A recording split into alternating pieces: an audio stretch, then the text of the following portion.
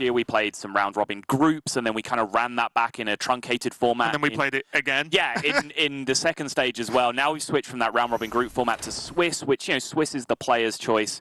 And as you're just being briefly reminded of, United States, who's going to be coming up in our first game, is my pick for the eventual winners of the Hearthstone Global Games. I have now suddenly transitioned from the Brit that I am normally to a full flag-waving, cheeseburger-eating, freedom-loving American. I'll leave you alone at champs for one time, and you become American. Eagle! That's a great line. I don't know if everyone gets that. But let's take a look at the teams we're going to be bringing you for the first match. As you said, China versus United States, and China with Lee, Trunks, Yulov, and Omega Zero. At least two of those names you should be fairly familiar with, but if you've been keeping up with very recent tournaments, then Lee's going to be added to that as well. I would say Trunks and Omega Zero are the ones you're probably very used to right now. Yeah, and I think Lee, despite being perhaps eclipsed in stardom by Omega Zero and Trunks, is the anchor for the team. He is the #1 points earner, and we actually, interviewing some of the other Chinese players who were at the recent Summer Championships, they told us that Lee has picked up the name Lee God as a nickname in China, you know, similar to how the K-God thing has come for us out here. That's the level of respect that they have for him as a player in China. But looking across the other side at the United States team, it is about as stacked as a team can get. I think, you know, maybe Terrence M, as good a player as he is the one looking up at the other names on there, right, and like wondering if he can elevate himself to that that level. But the three players, you know, Frozen, Jussain, and Muzzy, are just three of the best players in the world, never mind just in the United States, which you are taking a brief look at now. Yeah, truly star-spangled lineup for these guys, and it's going to be impressive because I feel like, because it's been for so long, you know, and we've experienced this, is Europe versus America. We talked about early years of Hearthstone, and quite a lot of the time in the past, like, America was just like slightly falling a little bit in terms of we would just get the edge. Slightly. But then I feel like now they have some all-stars, basically, and truly, like you said, some of the best players in the game right now. But let's take a look at what they've decided to do in the picks and bans phase of this match, their first match in the tournament. And we can see Shaman is going to be gone for China in the first ban, so America decided to remove the Shaman straight away. And look at that. We were talking about this morning earlier on, that Hunter, I feel, is the actual sort of awkward class to deal with in this format, and it's been banned from USA straight away. What do you make of this? Yeah, just quickly before I go in depth, just to run down the format in case you haven't seen the pre-show, if you haven't seen the community show, if you weren't watching day one. The format works as you see it. Each of those stages happens in order. So you each ban one class from your opponents, then you both get to pick two that you want to keep, and so on. Ban two, pick two, ban one, pick one, to end up with your eventual lineup. Now, what we discovered yesterday is that Hunter was being picked very early for the majority of teams, because either Druid or Shaman was being banned as like the two powerhouse decks in the format, and then that was leaving Hunter as a strong deck to pick, which seems a little bit unusual. But then as you broke it down and started to look at like which decks you get left with when a number of your decks are being banned out, you're left being played the 4th, 5th, 6th best decks in the game, which are things like Control Priest, Quest Warrior, and those are the kind of decks that can really be beaten up by this new sticky Death Rattle, Cube, Recruit, whichever version of Hunter you're bringing. It's a fantastic anti-control deck. So we hypothesized, will we see Hunter bans in day 2 as things evolve? Yeah. Answer, yes, we will. We did, and let's see what the matchups look like, because after your beautiful explanation of the formats all, the players then pick the classes in order of play. So we can see he's going to kick off with Rogue versus Mage there, so for the United States and China respectively, and then we're going to go down one game at a time. You know, it's not deck stays on, you don't have to win with all the decks, you have to win with 3 to take this series. And also you do see the sort of anchor position at the bottom there, especially I would say for United States right now, where Muzzy is just like, look, worst case, I will close this out. No, Muzzy's like, all right, guys, I've played enough Hearthstone recently, all right? You know, I was in Italy, I did great there, I've qualified for 6 more tour stops in the meantime. I'm just going to put my feet up. You guys can win 3-0 and I'll have the day off. He's effectively saying, I am the final boss. Sure. And to get to me, you have to beat all my other team members, and that's what they're going to have to do as we kick off with Mage versus Rogue. We can check out the list as well, as I have them materialized right in front of me. And the Mage is a control mage, but it does play Pyroblast, which is pretty interesting to me. No Alana, but Pyroblast. What do you make of that? It's a very, very unusual inclusion, but it's something that we've seen in particular from China over a long period of time, and I will say particularly from Omega Zero. Every tournament I've cast that involved Omega Zero, he would bring a fairly standard list. I think the first example that I remember of this is when Dragon Warrior was very dominant in the meta. He brought Dragon Warrior to the tournament, and we looked down the list and went, okay, yeah, Dragon Warrior, that makes sense. Wait, there's an Argent Commander in here. What's happening? So that's yeah, so that's just kind of the pattern. So again, you know, keeping up that idea of just established archetypes, but with little tech cards that can change the matchups. And up against Rogue, you'd say you'd be pretty happy to have a Pyroblast in your deck a lot of the time because it's a deck that has damage permanence, right? There's no way to heal. If you can get into a position where you push Pyroblast, then it's potentially game-ending. But I will say you said Alana was the card that's missing to make room for that. Which is also a card that Rogue cannot deal with. Also a fantastic card against Rogue. But yeah, this is actually one of my favorite matchups in the game. I find it very interesting up against the Miracle Rogue, of course, from the United States. Again, it's a pretty normal-looking list if you accept that two different types of this deck are normal. One with Gadgets and Auctioneers and one with Sprints. This is a double Sprint list coming out from the United States. Yeah, double Sprint. There is one Questing Adventurer, which is an additional threat check for the Mage. Exactly. And also the one Shadow Step as well, which is, I feel like, just the in-between play, because a lot of people in Miracle remember Shadow Step Leroy go on, but there's also tons of Miracle decks that just don't play Shadow Step at all, and there's just the one in there maybe is a bit of a threat in itself. These deck lists for these players as we kick off game number 1 are open, so China will have to consider Shadow Step plays and see what they have to deal with. Honestly, Raven, I think what that says is that United States expected to have to go up against Control Mage. Again, I've called it out right at the start. I keep saying it. The 4th, 5th, 6th best decks. That's what you end up playing, and Control Mage is quite often in there. So the Questing Adventurer, as you said, is a big plus against Big Spell Mage, just because it's an extra threat that they can't deal with. Even if you just play it as a 2/2 on turn 3,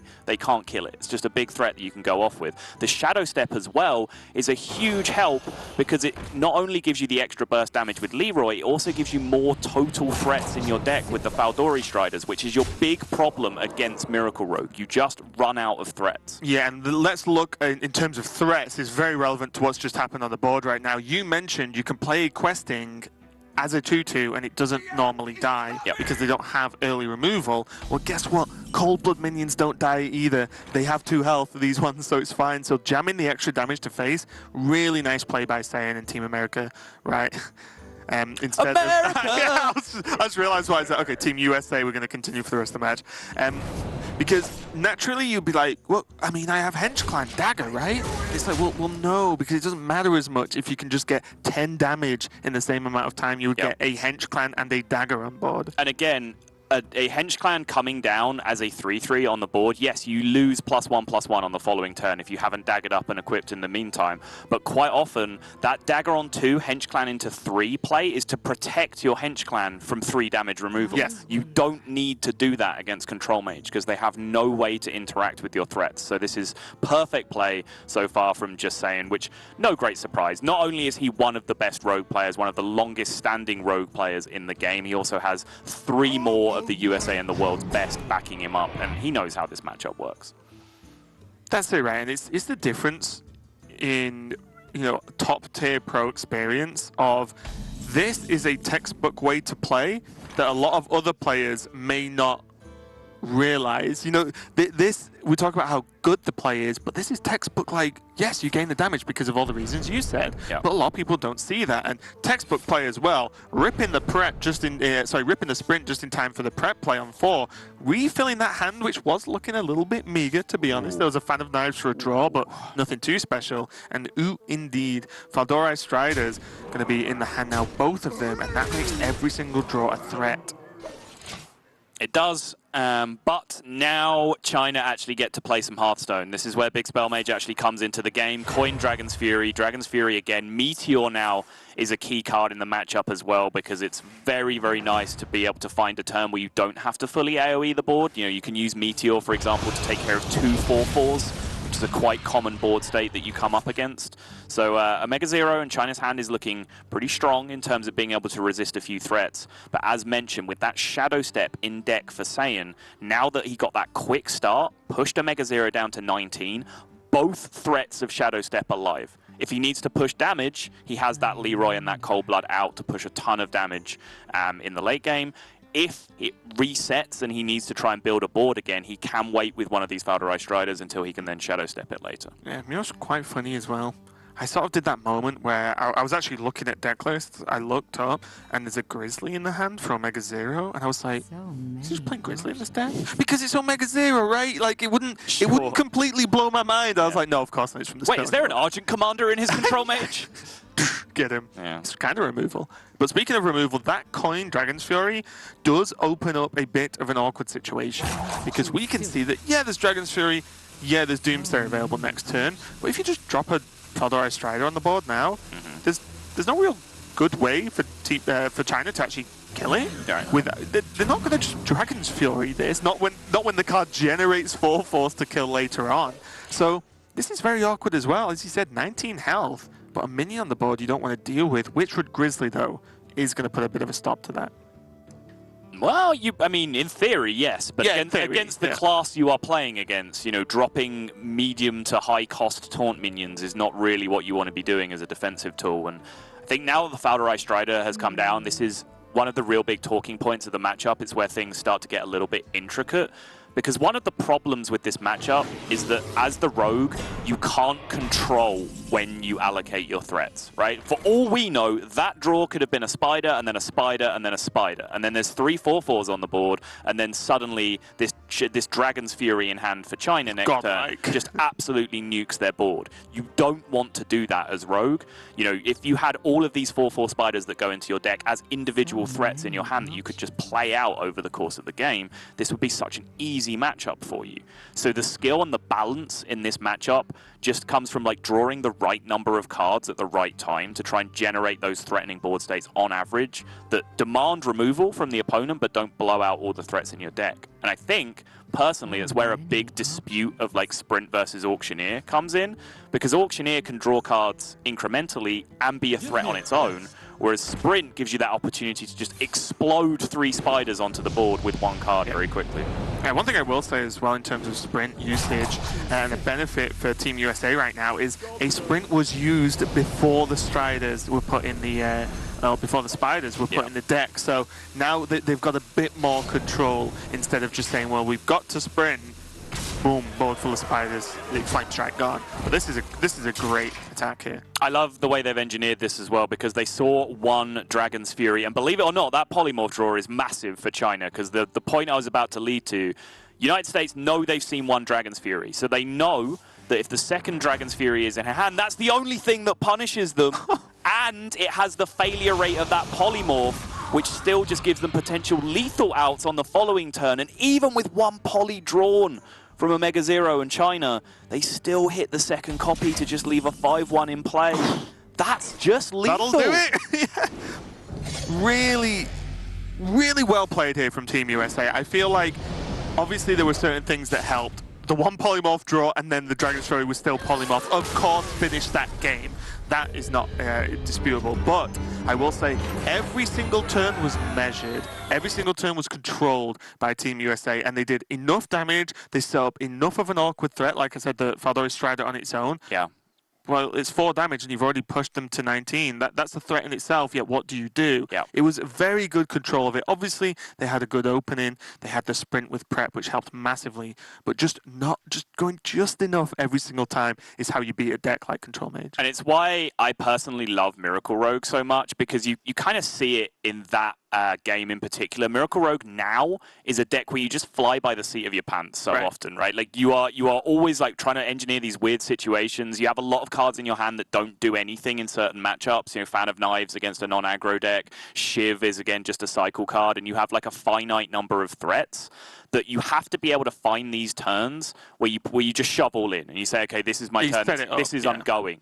I can trust my deck from this point to give me the Auctioneer or the Sprint off the top or just another big threat. but this is my push. I play the odds. I play with the percentage of what removal my opponent might have versus what I can draw from my deck, and that's just what you saw USA doing that entire matchup, and it's such a fun matchup. You know, Miracle Rogue versus Control Mage, in like 3 or 4 metas past, it's always been a really fun matchup. I remember Kazakus Mage, for example, when that was coming up against Miracle Rogue. Super intricate matchup on that side as well. One of your favorite decks, I believe.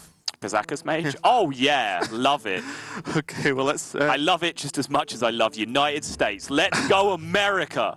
Well, let's talk about the mirrored lineup again. It is going to be the same matchup, but flipped on its head. Trunks is going to be on the Rogue for China, and Terrence M is going to be on the Mage for United States. And I believe it is a... Oh, no, sorry. It's actually Aggro Mage for United States, so... They've got the good end of the stick on this one, I would say. They have. Is it Miracle Rogue for China? Have we checked that? We did get deck lists very last minute here, so we are also flying by the seats of our pants a little bit. It is Miracle Rogue, but it's Gadgetzan Auctioneer Miracle Rogue coming out from China. So yes, USA have very much got the good side of this bargain because, yeah, Aggro Mage, personally, to me, does not have a lot of good matchups left in the game. I think we saw it maybe overperform even a little bit yesterday. It should have had a very good record. 30 out of 31 times, it had a very good record yesterday, but there was that 1 in 31 healing rain that really changed the position. And actually, I think there was still some potential throws in there where they could have still beaten the healing rain if they'd have played a little bit better. Differently. Took a few chances from the Aggro Mage side. But personally, I don't think it has a lot of good matchups in the game. Miracle Rogue, for sure, is one of them because, again, I talked about it with the Pyroblast in the Control Mage. Damage permanence is huge against Miracle Rogue. They just can't heal. So if you hit them with a couple of 1 and 2 drops and then suddenly you've got a handful of Fireballs and Frostbolts, the game is over. There is no At worst, it's solved, right? Yeah. Because you know how much damage you can do over how many turns it requires, and it's down really to the Mage, to the Rogue, to try and set something that forces you not to take that path. So it's very difficult. But the players are just getting ready now to get into the match. I believe Terrence and Trunks are just making sure everything's set up and ready to go. But what have you made of these lineups overall? Now that we've got a minute to actually look at them, is there anything really sticking out for you here outside of the Aggro Mage? Not too much. I think Taunt Druid, Token Druid from China, and then Token Druid, I imagine, from the United States, knowing how much they love it. I just have a sneaking suspicion. No, I'm wrong. It's Big Druid. There's a Tarantus in here, Raven. It's kind of Big Druid, right? Somewhere not too far away. It's Malygos Druid with Tarantus. It's Malygos Druid with Tarantus, yeah, which is a list that's been coming out. I know Derek Brown, who is a caster who'll be joining us in the later weeks, I'm sure some of you are familiar with, have been playing that very same deck. He's a big fan of Tarantus as a card. But yeah, my immediate instinct was that United States were going to be going Token Druid, because in particular, just saying Muzzy, Amnesiac, you know, the members of that practice group have been bringing Token Druid and saying it's just the best deck in the game. It's the first deck in your lineup, no matter what deck what tournament you're prepping for. They brought it to 3 or 4 tour stops in a row now, going all the way back to the start of that DreamHack marathon where we just had a DreamHack every 2 days for a while. Every single tournament, they've just been playing Token Druid in their lineup. So now seeing them divert now to that Malygos Druid is actually a big surprise to me. Yeah, we did see Philippines yesterday actually play Token Druid as well, although it didn't go too well. And I still need to, I'm going to ask them about that, because that did seem a little bit, you know, when they didn't create the board versus the Odd Rogue. Yeah. It was Odd Rogue, right? I'm not making that up. I think it was Odd Rogue. Yeah, and it's... that felt a little bit off. I felt like they did have a chance to actually just swing that matchup backwards, or at least defend for longer.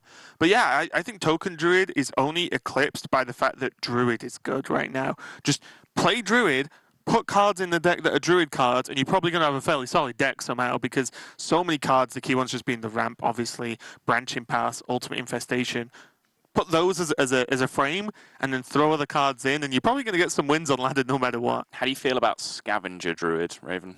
Scavenger Druid. Oh, it's what... Has Crane been playing that list? And Purple. No. Yeah. Maybe? I don't know. Yeah, Purple's playing it. And I don't know. I saw it, and it's effectively, for those of you who don't know, taunts. And the minion, the Scavenger, that buffs all taunt minions. Yeah, Druid of the Swarm, Spreading Plague, Malfurion, summoning all the taunt minions, all that. My worry is it just isn't Malygos Druid, is it? Do you know what I mean? Like, I love that deck. I think the deck's extremely powerful. And any other Druid deck that isn't that, I always have to question, well, is it just better than Mali Druid? Does it beat this? Like, does Mali Druid just beat it? Because that's what you've got to consider with how popular Druid is on ladder at the moment. But what do you think about it, Sol? I honestly haven't had a chance to test it. I just find it very strange that like Crane is a guy that's playing a weird off-meta deck and talking about how good it is. But yeah, it's still Terrence M coming up against Trunks as soon as they are. I believe they're just in a test game right now, thanks to the unique way that the Hearthstone client works. When you log in as a new person, we do need to make sure all the observing is working correctly. But yeah, Terrence M was the player that I talked about coming into this that maybe feels like he's gazing up at the stars just a little bit in this team, because don't get me wrong, he's a fantastic player. He had some very strong tournament results some time ago, hasn't really followed that up since, but has still been, you know, putting in enough work to show you that he's still a very accomplished player. But when you look at the three names that he's with, Frozen, Muzzy, and Just Saying, like you can maybe like Amnesiac you would throw in there as maybe the only one that's on their level in terms of, you know, name, competitive pedigree, and star power in the US scene. So, you know, Terrence M probably feels like he kind of has to live up and contribute to these three strong players that are there. Also, as well, to be completely honest, it's just a great opportunity to sit and play with some of the best, right? Like you learn a lot when you as a team are discussing lineups, matchups, how to play the games themselves. And we are going to get into it now. We do apologize about the slight delay we had getting into this game, but we want to make sure that the players are 100% ready to go. Obviously, this is cross-region, across the world at this point, USA versus China. So we want to be 100% that everyone's clear and good to go. And now we are. It's going to be the Mage for Team United States, and then the Rogue for Team China. And I do believe that, as you said, like I played this matchup multiple times from both sides, and sometimes as the Rogue there just isn't a lot you can do. You know, you can play your minions, you can use some small levels of removal, but if they've got you in 2 turns, that's pretty much it. There's like Blink Fox randomness that can happen sometimes that can do some weird things maybe, and that's about as far as it gets. This is about as good as an opening hand as it gets for China, though. Prep, Abyss, and SI all kept in the mulligan. Definitely like to see that from China's side, because that is essentially a single turn that they have kept in their hand. They're on the coin too. Right, exactly. Where if a Mana Worm comes down and then a Sorcerer's Apprentice comes down, for example, well, guess what? They have coin, prep, eviscerate, SI, full board swing, and then they're a 3-3 ahead of the game very, very early on, which is what they're looking to do. Yeah, and kind of the opposite story, I would say, for Terrence M and United States here is this opening does not look fantastic to me whatsoever. The Cinderstorm is always nice, especially with the Apprentice, but I was looking at China's hand. I know there was a Sorcerer's Apprentice in the mulligan for USA. Did they keep it, or did they throw it away and that's a new Sorcerer's Apprentice that came back? I believe it was in the same spot. Okay. So I think they kept it, but I will confirm that I don't 100% know. Okay. Again, it'd be an interesting choice to keep it, especially as you said, Rogue is on the coin. It's a very similar thing with like aggressive decks that like Knife Juggler or Flame Imp, for example, that you would keep going second a lot of the time against Rogue, but when they have coin, the threat of coin SI is just so powerful against you. And this is not right 100% of the time at all, but I feel as a player myself, I would struggle to, if I'm mulliganing 2 out of 3, and the other one's a 2-drop, and then mulligan that away. I want something guaranteed to play early, and I know the deck curve is low. That's what I'm saying. If you're playing an aggro deck and you can't full mulligan your hand and expect to draw a 1 or 2 drop, you've built your deck wrong. Like you should be able to do that consistently. Right, but I think a good chunk of it is spells, though, right? In this version, in this specific deck, and it feels hard. Right? We can get back into my criticisms of aggro mage if you want to, because I think that is a big flaw with the deck. Yeah. You cannot reliably mulligan for an early. You're not odd-palled in this show, right? On Zoo, you mulligan 3 cards and you're going to get 3 1-drops probably. But yeah, I think this might have just been it's a solid 2-drop. It does mean that Trunks and Team China do have to do something. You cannot just leave this minion on the board and hope everything's going to be okay. But they do have that something to do in very powerful plays now. And double Henge Clan in hand means whenever they have a window to play something and get a little bit, adventurous, then they just can. Like they just have the powerful minions to do that. Yeah, it's just such a big threat there, playing a 3-2 instead of a 1-3 or a 2-3 early on in the game, because obviously coin SI is the threat we talked about, but there's also just backstab, which is just night and day difference between them having to backstab and allocate mana to dagger up and kill a 2-3. They don't develop anything. And take damage themselves. Yeah, exactly. And again, damage permanence is something we've talked about a lot. I really feel like 3 health minions are what you're looking for, and USA just haven't found them. Should Mole be in this deck, so... Diamol in aggro mate. I've seen it done. We've seen a lot of things. And this is the issue, right? Counterspell comes down, bit of breathing room. Obviously, China don't 100% know it's a counterspell, but yeah, okay, play Hench Clan, something. I have to play minions this game, so if it gets runes, fine. But it didn't, and now they know it's counterspell, but they have 2 3/3s on the board, and they aren't pressured at all. Nope. I'm worried. And this is again just another big problem with the deck with aggro mage. It's just your card quality is so poor when you get into this kind of position. You're playing an aggro deck and you have 4 mana 2/2s and 4 mana 3/3s in your deck, and they do not do anything when you're in this kind of position. As soon as you fall behind like this, you have to allocate burn that you want to be throwing at your opponent's face to actually try and get yourself back onto the board so you can deal more damage to your opponent's face. It's really difficult, isn't it?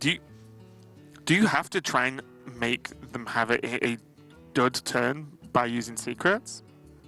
Because counterspell, you know, is there, right? They have a Hench Clan Thug on board, though. That's the problem. But you need to create a wiggle room somewhere. Sure. So if this is, for example, Spellbender, then there's a counterspell to stop one spell. Spellbender soaks up removal tools like Eviscerate, like Sap, that we can see in hand.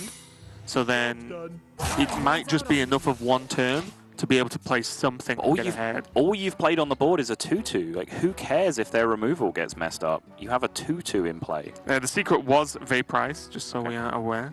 So one of the minions is going to go down. I was going to say, it would be more likely, to my mind, that United States are playing this looking for a Vaporize, because they're trying to eliminate one of these minions in play without allocating their burn towards it. And then perhaps they can set up some kind of plan where the burn all just goes to face and they do the counter 30 game. There's also the old Glyph into Flame Strike, which is pretty terrifying for Rogue, to be completely honest. Sure. It will just maybe open up some space for Team USA to get something done here. I wonder. China now just having to consider, okay, now there's one secret we knew was Counterspell, but now there's one secret that we know is anything but Counterspell. That's about all the options they've got right now. Yep. So they're going to test with the SI, they hit the Vaporize, so now they do get perfect information again. They know they're just dealing with a single copy of Counterspell. And it looks like they are just happy to chill for now, just get the Hench Clan Thug out of range, push some damage, and again, you just pass back to USA. Actually, they are going to trade with the 2/2. That interests me a little bit. What's the punish for not pushing damage there? Well, I'm wondering, is there a world where the 2/2 doesn't go anyway? Because Frostbolt ping, but then they've just Frostbolt pinged that turn, which is also just fine. The worry, I guess, is that, you know, United States just remove your 4/4 and then they have a 2/2 just left on the board just hitting you every turn, and Trunks, China don't have a tool in hand that they want to use to eliminate a 2/2 right now, so that 2/2 would connect with them 2 or 3 times maybe in the future, which is a fireball's worth of damage. It's a good pickup. The Glyph, the runes there, like any damage and minion removal combined, it's actually pretty good. It means Terrence and United States might be able to just stay on top here and in the next turn or so. If they can do with this Hench Clan, which they do have the ability to, if they fireball and runes this turn, it again might just buy them some time, but I'm worried that there's only so much time you can buy. You get into the late game against Miracle Rogue, what do you actually want to draw that changes things? Like, it would have to be Aluneth specifically to say, okay, now I'm just going to have more cards than you do. Mana Worm, though, this is a good pickup. It's a very nice draw because it does allow them to have some kind of swing turn here if they want it, whereas before, like you said, they were just kind of removing and just sitting back and passing, just hoping there was a turn where China weren't able to develop through an explosive runes, which is quite likely. It's very hard for Miracle Rogue to develop a board through an explosive runes with like 6 mana. Firefly. Yeah. It is the card that does that, and that's about it. So yeah, now this Fireball is going to be allocated to the Hench Clan Thug, and now just with how poor their card quality in hand is, it really does have to be an Alaneth plan from here, I would imagine, unless they draw perfectly off the top for the next few turns. Yeah, and this Mana Worm's dead no matter what, if China want it to be, and it's not many worlds I live in where I want Mana Worm to live for my opponent, unless it's silenced maybe, and that's about it, because even though we know, and China know, that counterspell is live, they have about 50 spells in hand, so and they can kill the Mana Worm multiple ways either, so they can choose which spell gets burned, choose which spell gets activated, or just do this and get a minion on board, which is also pretty nice. Except JK, it's not on board. I wondered about the backstab usage as the counterspell activator. There's no actual real other way they could line up and still Vilespine that turn, which I guess is what they wanted to do. But, you know, tools like Sap, for example, maybe aren't particularly useful in this matchup. Like a Kirin Tormage is about the best thing that you can sap, because you don't want to be sapping Life Drinkers, you don't really want to be sapping Arcanologists. Or Mana Worm, late game, for example. Right, Mana Worm is just too cheap for it to have an impact. So it's more like, I don't take the damage next turn. That becomes as opposed to remove the minion. This is nice though. They go for the ping instead of these Cinder Storms for the guaranteed just 5 to face there. This maximizes damage on one hand, but could also drop you damage based on what happens in the next turn or so. But it's a bet based on the makeup of China's deck, right? They're playing Miracle Rogue, so, you know, Terrence M is saying here, well, he hasn't played a Faldori Strider yet. I've seen 2 Hench Clan Thugs. I've seen a Vilespine Slayer. How often does he develop a board from this point forwards, right? There just aren't that many minions left that he can contest. So, yeah, I think I agree with allocating the 1 extra damage just by getting the ping through on the following turn. And I now wonder, and this is where the game gets quite difficult, is are you willing to face tank this 3 damage? Because double fan just to cycle, because this hand is not nice for China. And then like... Apparently, yes. But this is something I was like, obviously the draws didn't help out, but this is why I'm saying it's hard, because you just took 3 and you didn't have to. And 3 is a big number when the whole point of Team USA's deck is to kill you quickly. 3 damage, that's a lot for free. Manabind, Barrier, Vaporize, not really what they're looking for in any case. Manabind, probably the best bet, just in case your opponent messes up and gives you a Cold Blood or an Eviscerate. I mean, it's not even really messing up, because Cold Blood would be a tool that they perhaps used to proc a counterspell, right? Like, it's one of the worst options that they have in their deck. They've just double fanned as well, so they're not going to give you a fan. Like, almost even, to be honest, even a sap, just to try and help with the race, so to speak, it is probably just okay at worst. It's definitely not bad. I think one of the bad ones would be Fan of Knives, just because it's 3 mana draw a card when Mage can play 3 mana draw 2 cards in the deck if he wants to. I mean, with this hand, I'd still rather have a 0 mana draw a card in my hand than no card draw in my hand whatsoever, you know? Like, card that's draw, what I mean. card draw is card draw. I'm actually running out of spells I can even think of that are that bad. Yeah.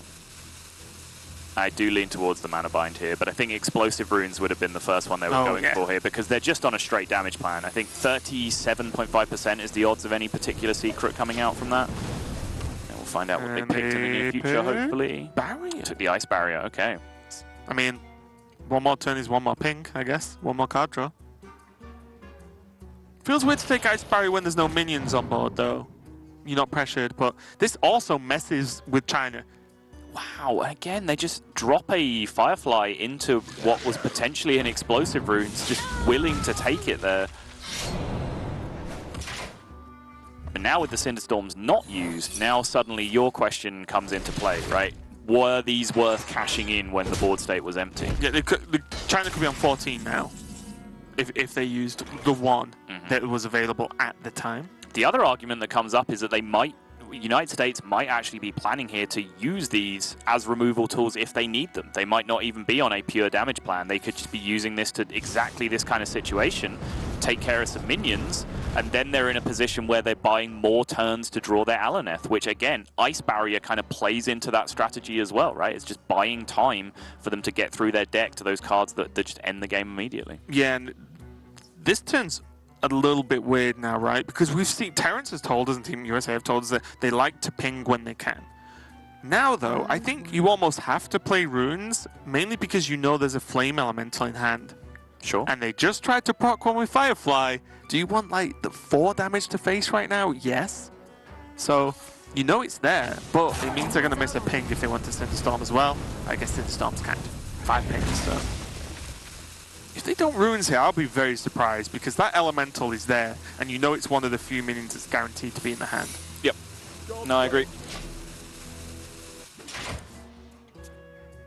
There's definitely some strange lines coming out from the United States, and I don't mean that as a criticism. You know, we talked a lot yesterday about, you know, when we watched one of the other best players in the world, Hunter representing Team Norway, and the fantastic support that he has from his teammates as well, how unusual some of the plays look to the untrained eye.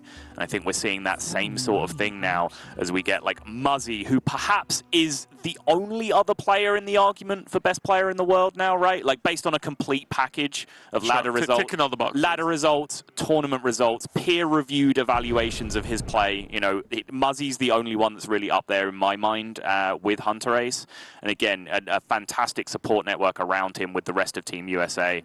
And again, you're seeing some very unusual lines that just stray a little bit from the norm of what your instinct would be on at the start of the turn. So this is going to be a big Cleef turn. There's a chance that they're actually going to play around runes now. Well, they can't play the Flame Elemental though if they want to. If they don't want to take the damage, they can't use the Flame Elemental to pull the Edwin Van Cleef outside of the runes range. There we go. They are setting up a lethal potential for themselves now. That is 16 on board. That's 20 with the Cold Blood. So that gives them draws for lethal on the following turn. But speaking of draws for lethal, there it is. But the rest of this turn is not straightforward. 2 damage to face sets up a fireball draw for lethal, but leaves lethal outs on the board for your opponent. Whereas trade Leroy Ping means you need to draw a 2-card combination for lethal outs, but it dramatically reduces your opponent's ability to kill you. Personally, I would have done this play and just removed Leroy because it just alters, it potentially adds 1 extra turn to the clock, and that's just tons of damage. I think I go face. Really? But you gain a turn on paper. I would have died here, first things first, because the Eviscerate was drawn, which kills you, right? But if the Cold Blood is present, which is one of the cards that's pretty much required to kill you in the world where you leave the Leroy up, if the Cold Blood happens, this happens. And then you don't have that extra turn. If you don't kill them this turn, you're dead. Yeah, stop being pessimistic though, Sol. Be positive. Right, so in the world where Cold Blood exists, you need to set up a 1-turn kill for yourself regardless, because the Cold Blood pressures you too much. You don't get that extra turn of drawing 3 more cards afterwards. Sure. But there is only 1 Fireball left in the deck, which is the single out, along with 1 Primordial Glyph, which then has to find Fireball or better. So actually your odds of finding that 1-card lethal are actually very, very low. You can hear me reasoning with myself throughout this. This is 2 turns later, by the way. They had to make this decision immediately. I'm still arguing with myself. Hearthstone's hard. It is pretty hard, but this game is pretty simple right now as the secrets just aren't there anymore. There are no ice blocks available this time, and that is just going to be it. There's nothing that can stop him. Mainly, Frostbolt. Frostbolt would have been huge as well, right? Because you can stop the Van Cleef for a turn. That's a great point as well, yeah. That has to factor into your considerations as well, because that gives you the ability to just lock the game down for a turn. 3 cards. And that's a great counterpoint to my argument about the Cold Blood, right? Because if the Cold Blood comes down to pressure you and you don't have the 2 turns anymore, you sometimes do, because you sometimes draw Frostbolt and there was Fireball. also 2 Frostbolts in the deck, so suddenly you're looking at extra draws. So. I set a maths challenge yesterday on Twitter. Everyone run the maths on that and find out where your outs are. Go ahead, at me. Yep. Vote in Twitch chat. Yeah, exactly. So that is China taking the win there. Very, very, very close game in that one. And it's going to be pretty close going forward, I have no doubts. But let's see what the next game is going to come up with right after this. We're just going to get the games ready. So don't go anywhere, and we'll be right back. We are back and ready to continue this series of China versus USA. It's all even at 1-1 with a very close win there for China just on the last game with the Rogue versus the Mage. And it all came down to one, to be honest, being able to pull off quite a large Van Cleef because they were never catching that damage without that, right? Yeah, I mean, it was a huge turn, and they did play the game very aggressively, both in ways where they did end up taking damage and ways that they didn't. You know, China once risked playing a Firefly into something that could have been an Explosive Runes, and then did play a Flame Elemental into an Explosive Runes in order to generate that 2-turn setup with the Leroy and the Edwin Van Cleef. And that's where the big decision point came in the game. And I think something that us forecasters will still be talking about in 3 matches' time, trying to work out what the play was. Yeah, and speaking of other matches as well, you just saw an update there. Austria versus Romania is currently at 0-1. So it looks like, I think it was 0-1 where Romania are winning, sorry. So that's looking good for those guys. That'll be good for a certain little Hearthstone player we know who's fairly popular. a cute little Hearthstone player. It's a cute little Hearthstone player. There's definitely a lot of people I think will agree with that. But let's come back to this match that we have for you guys on stream, and it is going to be the Shaman versus the Druid. And as you mentioned, China's Druid is in fact Token, and I'm just going to double check, but I'm pretty sure, yes, it is Shudderwock for the United States. Yeah, we haven't seen any even Shaman yet, I don't think. Not on stream. Yeah. It could have been in some of the off-stream games. It certainly feels like people are favoring that that Shudderwock strategy, and I think it's no great surprise because as time's gone on, the deck has just got slowly more and more refined, and we all said it was going to happen.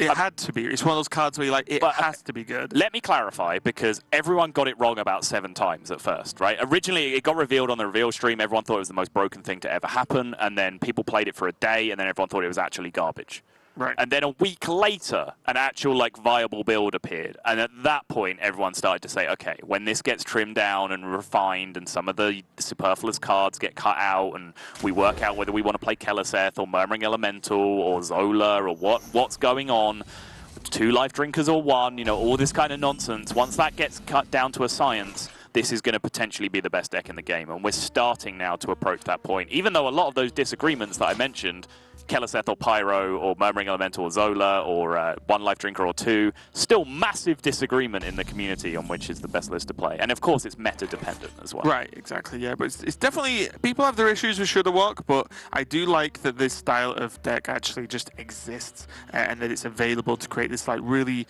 sort of weird combo deck that has the ability to actually just beat up the opponent too. It isn't always about going off with life drinker Shudderwock. You can actually just get a value Shudderwock, and we've seen some beautiful Hearthstone players bring something like Marin the Fox into a Shudderwock style deck, and I tried it once and was sold. I just gave my opponent a board full of the treasures and they can't play minions. And do you happen to know the affectionate name of that deck that you'd like to share with the world, Raven? Yes. Okay. Purple Shudderwock deck. There you go. Perfect. You go.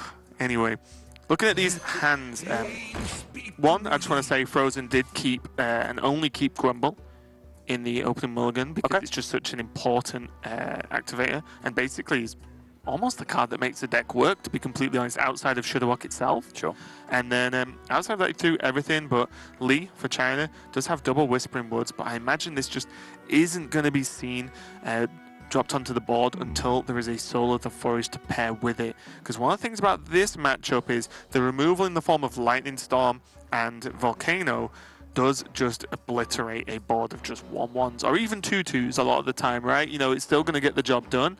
Whereas if you give them those Death Rattles, the AoE doesn't play well with that much health on the board, one after the other, and having to be procced. Yes. It's because it iterates in the form of Death Rattles, right? Yeah. Shaman's removal just does not line up particularly well. Acolyte Pain was a huge pickup here for Frozen. The difference between playing Acolyte or Manatide on 3 in this deck against a deck that isn't on the board quickly against you, and even playing Farsight as your alternative is night and day, because Farsight never disrupts what your opponent wants to do, and that is often more important in Hearthstone than doing the strongest thing you can do. It's making your opponent do the weakest thing that they can do. And Acolyte Pain and Manatide Totem are cards that create board objectives that make your opponent do that, whereas Farsight is just passive cycle, which is a very different thing. Look at the hand here from China as well. Is they have the Coin, Innovate, they have the ramp in the form of Nourish, the big refill turn in Ultimate Infestation, or they could look at how they're going to get this Whispering Woods and Soul of the Forest off as well, because once that's on the board, you have so many cards in this Token Druid deck that provide so much onboard minion buff damage. Branching Pass +2 to all, +2 attack to all minions on board if you double it up. Savage Roar, we all know what that does with the insane damage. So you can do absurd amounts of damage once you get 10 mana available and multiple buff cards. Oh, the second Storm picked up. Oh, 0 mana Zola as well is actually pretty nice. I was going to say Gola. Some kind of like World Cup reference, I guess. Gola! Yep, there you go. Yep. That is huge, though, the second Storm, because, as you mentioned, you said China are going to look for a way to get this play done. And, well, it was very simple when they drew it off the top, because it was as simple as coining the Nourish for ramp, and then they had the Innovate for their immediate 8-mana turn. So just look now how devastating this double Storm turn can be for the United States. China. Devastating from United States is actually what I intended to say. But yes, your correction was valid, sir. Thank you. The refill on the removal as well is huge. It's like double Storm to do this if they want to, then Volcano the next one, and after that, don't really have much else. It's normally these Whispering Woods that provide the big wins out of nowhere. The big question here as well, now that I look at it, is do you even need to commit double Storm? Because you can already trade 3 of these minions open, and you can Earthshock another one of them, and then that allows you to actually have a more proactive turn again the turn afterwards. Without overloading for 4, you can simply overload for 2 and just leave your opponent with just a couple of 2/2s on the board while you have Saronite Chain Gangs in play blocking. Which would also open up mana if they wanted to for Zola in the Saronite Chain Gang to replace Saronite Chain Gang next turn for another 2-3 taunts. Yeah, and the more I look at it, this starts to make a ton of sense. And when you don't have to double Storm, you know you're in a good spot, right? Yep. Double Storm was, as we sort of initially brought out, saving grace versus this deck. USA just don't have to, and now Lee and Team China have to just wonder what's going on. That was a pretty solid clear, and they probably won't expect the second Lightning Storm, even if it's just like a half mental block. Yeah, and that was the Zola as well on the Saronite Chain Gang. 1, it's just good taunts versus this kind of deck, but 2, it's an additional Saronite proc for Shudder Walk as well, if and when it comes to it. Yep. What to do?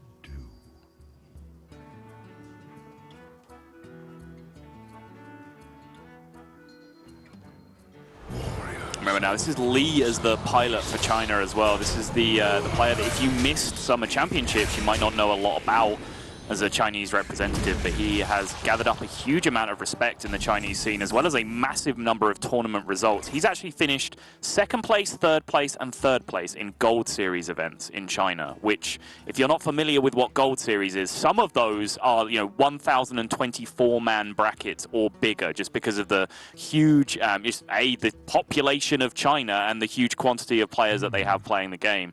So to make top 3 in those 3 times just goes to show how consistent a player he is. And also that reputation where he's garnered the nickname Lee God from some of the other Chinese players, which is kind of a play on one of the most popular players in China, perhaps someone they root for more than any of the actual Chinese players themselves. Kalento is beloved in China. They absolutely adore him. Of course, he has picked up the nickname over the years as K-God, so I believe it's a little homage to that. Yeah, and I'm just wondering, are we going to end up with a god from each region? T-God for Tom60229. F-God? There's little time. Nah, it's not quite the same. Fro-God? Fro-God. No, because Fro-Dan would try and take that title. That's true. He tried to steal my jacket at Championships, speaking of Fro-Dan stealing things. Did he want something sensible to wear? How wrong. Damn. How wrong. It was clearly a joke. It was your fancy jacket, though, right? It was, yeah. Would it fit? Dan? Probably not, no. This never actually happened. This is a full fabrication. Oh, is it? Yeah. I wasn't there. It might have happened. Yeah, I'm actually just 100% lying. Well. Yeah. Okay, and then I'll never trust you again, Sol. I genuinely thought it was a true story. That jacket was way too expensive for Frodan's tastes. That is true. Frodan's jackets cost like $3 each from China. Don't pull the curtain back, Sol. Jeez. What are you going to reveal next? Tune in next time to find out. Do you want to keep coming back to watch Hearthstone Global Games as we reveal secrets from behind the scenes? You know those shows where you get like the masked magician Yes, just I was revealing, thinking that's me, about just that. the masked caster just, And it's just blatantly subtle. just revealing trade secrets. Yeah, just with my accent. Yes. Just, yeah. So, in the meantime, that Lich King is pretty big. Unfortunately, though, I will say Lee has just whiffed twice on Lich King draws, so to speak, because Obliterate is not. It's not really what you want in this matchup. Sure. You want Death Coils, you want even Death and Decay is fine, it's just 3 damage. So you just want something, Frostmourne as well for just extra damage, extra pressure. This is a lot of pressure though, but it is going to get cleaned up by the Lightning Storm, and that Lightning Storm is there to clean it up because it wasn't used earlier on. And now you begin to wonder how China get through at this point. There is no Shudderwalk, and Hagatha cannot be played next turn. Nope. But I feel with a Volcano emergency switch, it's... Team USA is still feeling pretty safe right now. Yeah, Frozen does have a really great turn available to him because he understands this is a UI turn for the opponent, potentially. And that means if UI is the turn, that means he gets the Saronite Chain Gang left on board and he could potentially set up the Grumble. The spanner that gets thrown in the works there is that China have both of the Arcane Tyrants alongside that, which means perhaps there's now just too much pressure on board to have a Grumble turn, and that it needs to be a Volcano clear instead. And the one thing to consider as well is you cannot leave this kind of minion pressure on board against this Druid deck because you'll just die. And I'm not even talking about because he's only on 9 health. If you're on 20 health, you could still just die based on like double Savage Roar, some removal as well, right. From hand, and to get past the taunt, and the damage just stacks up so quickly when you start stacking those buffs. It gets kind of ridiculous. A lot of the time I've seen people die from like 20, 28, 29. Not never 30 now. For some reason.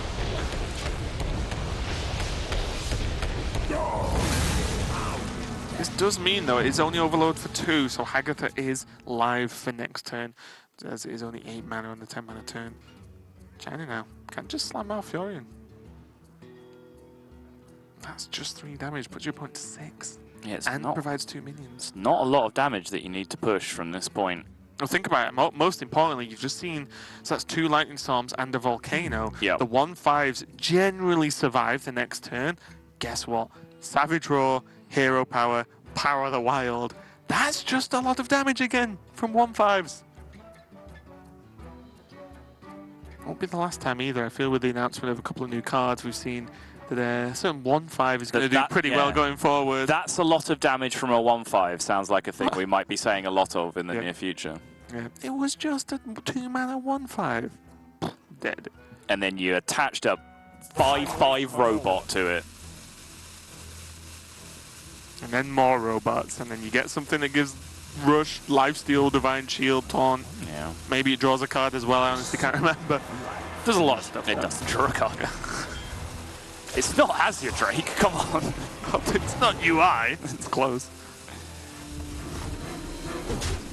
Look at this, who cares about Kelseth right now? 3 damage to face, and even if these minions are cleared up, we can see 1 can be cleared up. Hagatha drops. Yep. And that's going to be 11, but even 11 isn't an absurd number.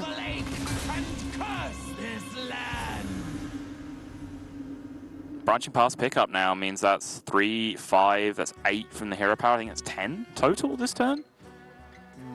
9? Is it? 1, 4 from the Savage Roar is 5, 3 from the hero power is 8, and then 2 from the... Oh, that's Oaken Summons, not Branching Pass. Yeah, I did wonder just for a split second, I'm like, where's this Branching Pass? Where's it? I missed the Branching Pass. So yeah, it's 9 with Power of the Wild instead of a non-existent Branching Pass. Also as well, they could just go around a little bit different here and play Violet Teacher into Pay attention, maybe class. Whispering Woods at this point. Oh, they're going to go for summon. Oaken Summons, teacher, because right? Oaken Summons will rip the second teacher, and then they can buff the whole board, and then with and still hero power, right? 2 Storms, 1 Volcano being used, then they are all good. No, that's 10. Oh, sorry, that's 10. Yeah, Violet Oaken Summons, Power of the Wild, it's 10. And like I said, 2 Storms gone, 1 Volcano gone, Hagatha gone. And 6, 8, 10, 13, 19, 21 health on the board. Meaning that Volcano even leaves up the Violet Teachers the majority of the time.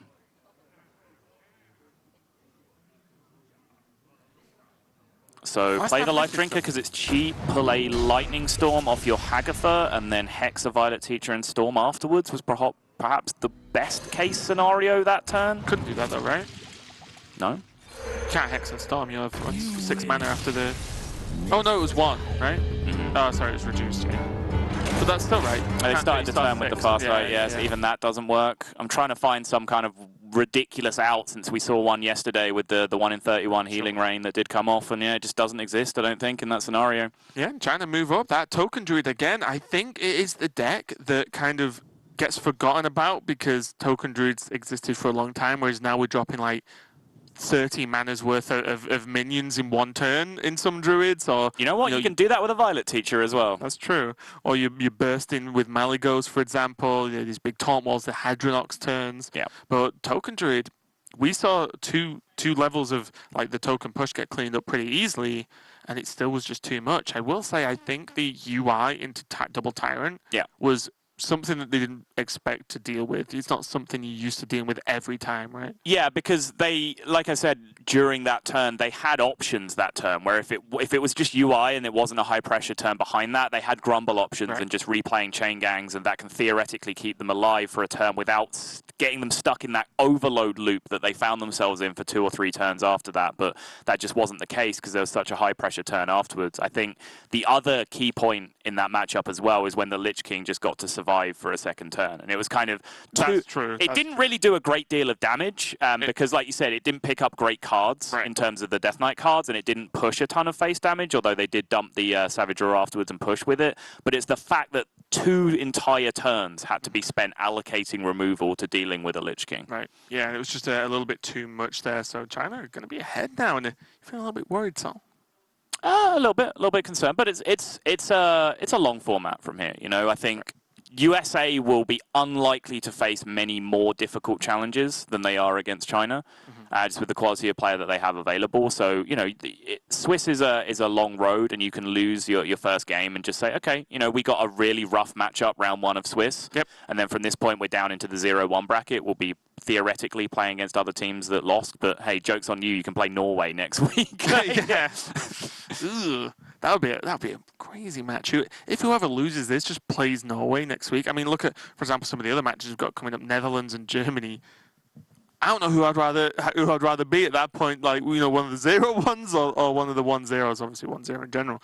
But yeah, what the point being is that we have a lot of very, very powerful teams in this tournament, and it's only in its 2nd iteration as well. This is effectively HGG2 in its 2nd year, and already the teams that were maybe not the powerhouses of last year, at minimum gained strength, right? You know, like, I think every single team this year is overall stronger than every team last year, if it's equivalent. And it comes from the format shift, right? Like, last year there was an element of popularity contest, and you know, if you got voted prom queen, then you were in the team. You know, it was. Did you get voted prom queen, so? Did I get voted prom queen? Yes. Yeah. I mean, you had the hair for it, right? Exactly. Yeah. Okay, I thought so. Yeah. I look amazing in a dress, Raven. You have no idea.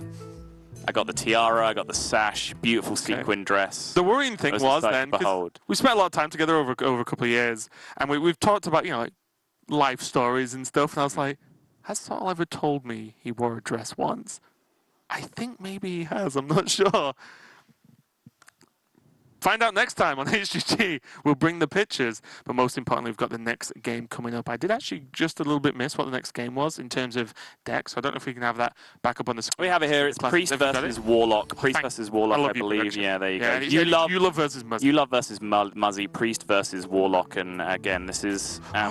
Sorry, it literally is final boss, because this is, well, if you beat Muzzy now, we beat the boss, we get it, but then if Muzzy wins, it's like stage 2 of the final. The final boss is never truly dead, right? There's always an extra stage, and that's why Muzzy's doubling up at the end. But sorry, it's going to be the Priest versus the Warlock. But what have we got in terms of lists? We have a Mind Blast Priest going up against an Even Lock. The Even Lock is playing Argent Commander 1 Dread Infernal in terms of some of the flex slots, and also a Tainted Zealot, which, again, there are certain cards and certain decks that I start to identify with, like, Muzzy's practice group in particular. And Tainted Zealot is very much one of those. It's Killing All Day, I believe, was the only player playing that in Even Lock at Summer Championships, because, again, he's very well connected with those kinds of players. Argent Commander as well is a card that's come in recently just for a little bit of clearing power here and there, but mostly it's just damage from hand where you need it against some of the other decks, like Control Mage, for example, where it can just be 4 damage, stick a threat on the board, you still have to deal with it. Yeah, I will say as well, I cannot remember the exact game, so it's already annoying me. But yesterday, there was a play where the Zealot came down on 2, and the trades would have, if it was left alive, it would have opened up a defile to clear the board. I think it was, again, like Aggro Rogue or something. Like, it would have opened up a defile to clear the board. This wasn't a game we cast, right? No, it was Lorinda and Foul, which is why I don't have, like, the... That sounded savage. No, Lorinda and Foul cast, Lorinda and Foul were casting, so we just fell asleep in the back. Because... But it was a solid turn, though, because...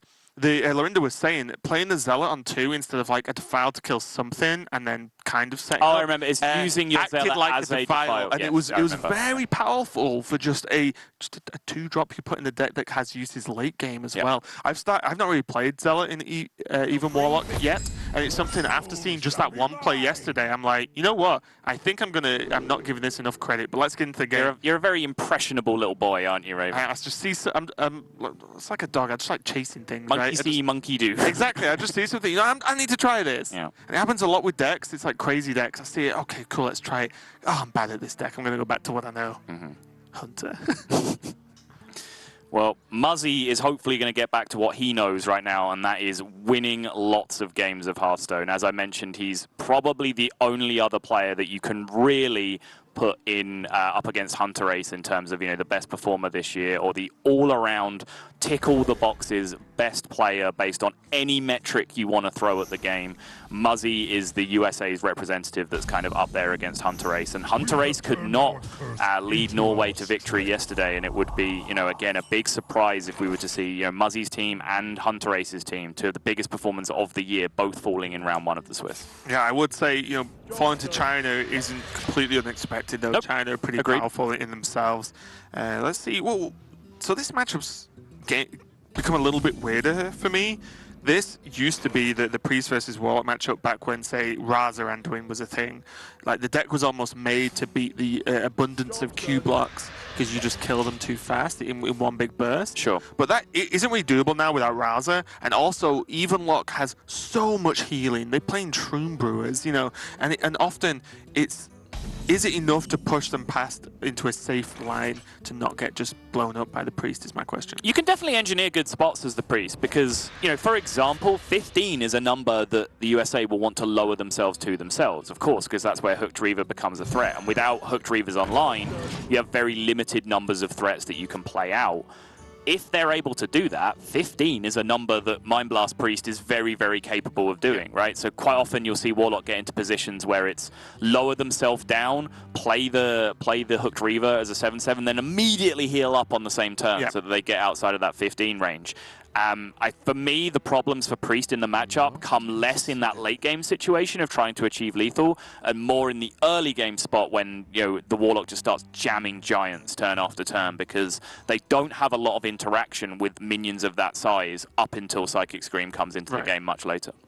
And there's a really funny interaction that could be played out here.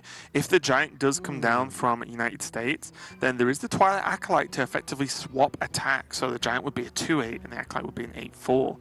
But then you'd say, well, you can Spellbreak your Giant to make it an 8/8. Well, sure, but the Acolyte still has 8. So they, you know, it could trade anyway. So it's a very like funny sort of back and forth into how you actually end up silencing, because on the other side of that again, if you leave a 2/8 Giant on the board, it could be stolen by Cabal Shadow Priest. So there's a lot to consider in that early interaction if it happens here. Right. What do you think of this, Saul?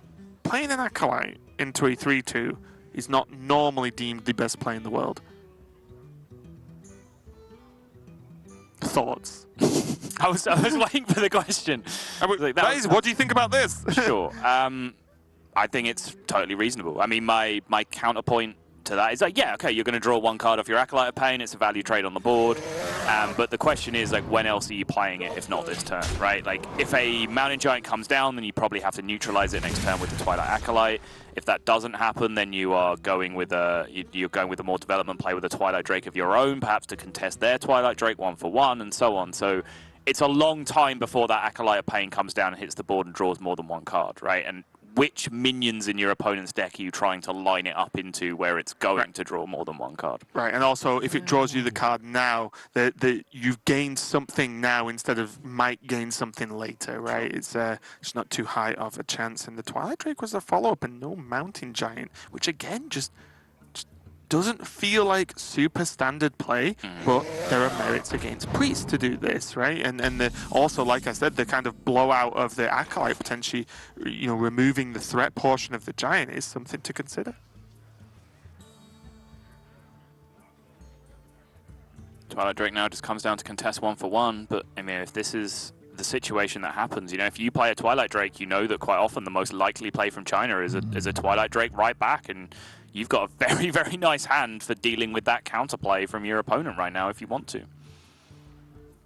Yeah, the silence in the second half of the Ooze is just clean at this point, and just puts a 4-3 on the board. Yeah, but this Twilight Drake just does so much work. Like, for example, like I said, Priest basically has two possible responses to this, right? Like, one is Twilight Drake, in which case you can choose to Spellbreaker if you want to, and then you can develop through. Secondly, they don't have a very high pressure turn, and then you just go ahead and play Mountain Giant the turn afterwards. Then we rewind to what you said a couple of turns ago, right? Which is they Twilight Acolyte your Mountain Giant, they then have an 8-4 on the board, so you silencing your Mountain Giant is useless. Well, if you play the 4-9 first, and then they Twilight Acolyte your Mountain Giant, then you can silence your Mountain Giant and kill their 8-4 with your 4-9 and have just a fresh 8-8 sat on the board uncontested. But then China will know you want to do this, and and that's Hearthstone, everyone. Hearthstone's hard, the series, right here. That's what you're watching. Enjoy. And this is just a good matchup in terms of look how full the players' hands are as well. There are just constant decision making going on in terms of having just this many options available. But there's the Acolyte play, as we predicted it would happen at some point, because there aren't many other threats that you would do this to outside of a Hooked Reaver in general. And now we'll see what the follow-up is as well. But already, I talked earlier in the series about plays that look unusual. There are plays that look weird and require some kind of mental gymnastics to justify are an indicator of two very polarly opposed things. That is either you're watching someone who is terrible at the game or fantastic at the game. And just situations like playing a Twilight Drake instead of a Mountain Giant out early on the board when your opponent doesn't have Shadow Word Death in their deck. It looks weird. Your opponent playing a 4-9 Twilight Drake and you don't Spellbreaker it. It looks weird. All of these things are very strange, but they're things that when you really dig deep down into the explanation just start to make a lot of sense.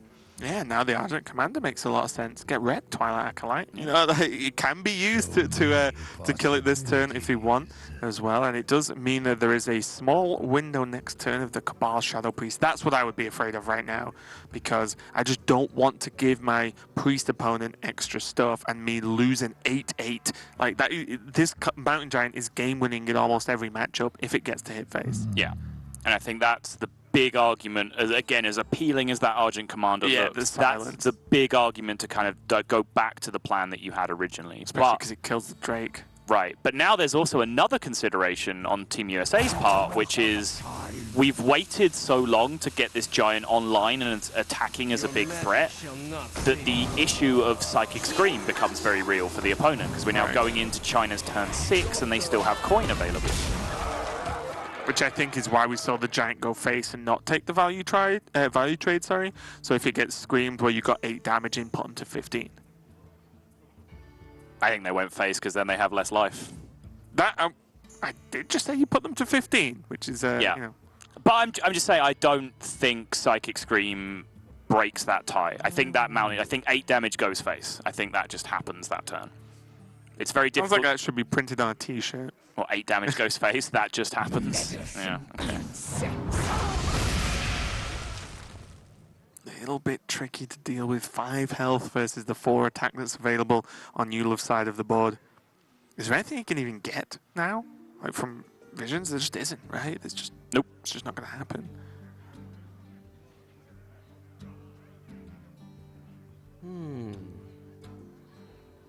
Who's then calling Primordial Drake? Quickly.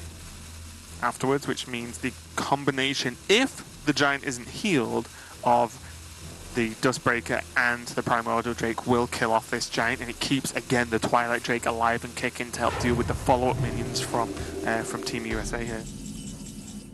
That 2 mana remaining allocation still had a lot of options for China to sort through. You know, Divine Hymn there had merit if they felt like they were ever going to die and wanted to try and heal up the Twilight Drake in a world where the Giant doesn't trade into it, which United States have already shown they're not particularly interested in trading that Giant into the Twilight Drake. Shadow Visions just to allocate mana for a more expensive play next turn, be it Psychic Scream, for example, if they felt like they were going to need that. Seems unlikely with the board state that they've set up. In the end, they go through all those options, they communicate with each other, they decide that none of them are really necessary. They aren't going to die here, so no need to Divine Hymn. They probably aren't going to need to Psychic Scream next turn, so Shadow Vision's not really necessary, so they just go ahead and take the 2 from the heal. Yeah, and I wonder now how Team USA is actually gonna set this up, because all I see now is China on 9 health, and then what do? Do you just splurge out a ton of 2-drops and then plan on something living and having Argent Commander plus X to deal the extra 5? Yeah, that X right now is Dread Infernal though, which is not a very big X.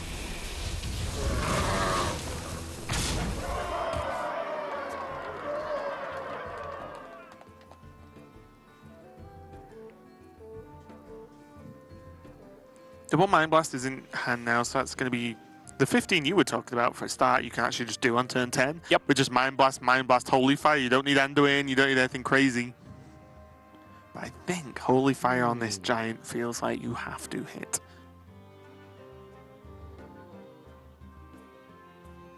It's definitely that versus Primordial Drake, right?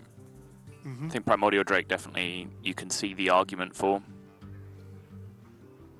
Because Holy Fire doesn't really let you develop at all, right? You improve your board state more with the Primordial Drake. You've seen 1 silence already, so it's unlikely that something's going to come out for you to take that much more damage. Yeah, there are 2 copies of Spellbreaker in United States deck. Of course, we haven't talked about too much. This is, of course, open deck list this time around, so players get to play with full information. Whichever side of that debate you're on, which you prefer playing, whether you like being able to conceal that deck building genius where you've just put something spicy together that your opponent isn't suspecting, or whether you just like being able to have all the information and therefore try and play optimal Hearthstone with all of the tools at your disposal. This is open deck list, which means trying to know exactly what they have to play around in these scenarios. Yeah, I do like this as a response as well from Team USA. Is, you know what? Let's not get fancy. Lich King is a fantastic card. Drop it on 8. It already beats the Primordial Drake on board quite handedly. And also, any, you know, like, what, 3 of the Lich King cards are actually just extremely powerful in this spot. If you get the weapon, it's just a ton of damage. If you get Death Curl, it's a ton of damage. If you get Death and Decay, it's a ton of damage. If you get Army of the Dead, it's a ton of... Oh, no, it isn't, is it? Okay. But also as well, I think United States now, to a certain level, are just kind of okay chilling on Gul'dan, right? They have it in hand. They know they can just slam it and start dealing 3 every turn going forward. So there's a certain level of... It might even just slow the game down for yourself because you're in no rush to make something happen. Is someone Do you think there's a chance to just see the hooked Reaver just dropped down next turn? And then what the board looks like? I think it's possible. How long do you... Right. You're not hitting 15, right? That's the plan. If you hit 15, you're dead. The point that you're getting at is an extension of what you said earlier, is that at this point you can just kind of turbo Gul'dan, and once you've played Gul'dan, you're just not dropping below 15 after that point, right? Oh, mama. Wait, does that... Is that 1 hellfire away from lethal? Yeah. Do you tap for that? Oh, no. What's happening? Not the mana, not the mana. How much mana do you have? I was only 2 off. I think. Yeah, 2 off. I was like, you know, hellfire away from lethal. Okay, sure. But yeah, over 2 turns, obviously. And then you're tapping as well, and then you're obliterating. What's happening? I was definitely looking at the obliterate on the... If the obliterate on the Primordial Drake was better and it opened up any other plays, because yes, Black Knight is good, obviously, but Obliterate's cheaper. That gives you 4 more mana to work with, which means you can play Argent Commander. Does that open up any damage? It does in my crazy world, but not in the actual game of Hearthstone that we're commentating right now. It's fine. You'll be right at home in Twitch chat. There's people in chat right now going, yeah, right, yeah, hang on, lethal, hang on. 14 mana lethal, sick. What's worse is I didn't even say it was lethal. I was just, oh, you're just hellfire away from lethal right now. That was wrong, and I'm sure people are like, yeah, he is. Is that what your career is? Just one, like, poorly guided attempt to just fit in with Twitch chat by saying dumb things all the time? I gave up on fitting in with Twitch chat many years ago, Sol. Yeah, me too. First time I was on camera, I think, was like, oh, yep, not for me. The Cabal Shadow Priest doesn't really do anything here. Yes, there is a target, but so what? I think is the main answer.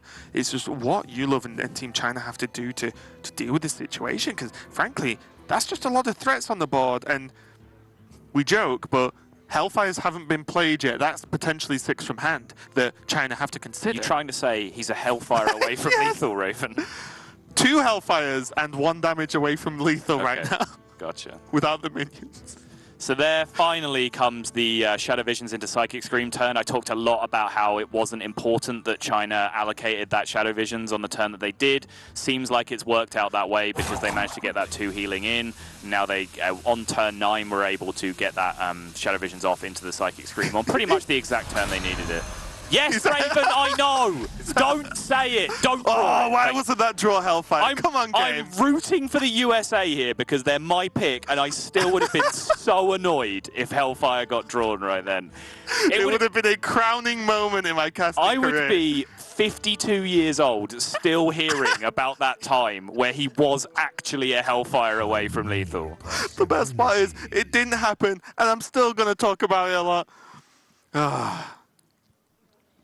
I will say double... I was watching you laugh for like 15 seconds while I was talking. I was like, I'm going to stretch this sentence out for as long as I can so he can't even get this in.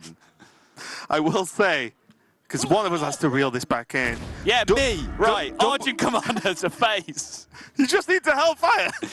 No, okay, so... Double Obliterate was unfortunate because there are so many other cards that could be really good. Death Curl, Death and Decay, you know, for pushing extra damage right now. Right, but this is like seriously the point that I do want to bring up is that when I mentioned that Argent Commander is useful in exactly these kinds of matchups, Control Mage, Control Priest, because it pushes damage and then it leaves a residual threat on the board. And a residual threat that both of those decks struggle to deal with, right? Like Mage just deals in straight damage, so they have to like ping a Divine Shield and then cast a spell to remove it. Priest, Divine Shielded 4/2, you know the meme, very difficult for a Priest to deal with.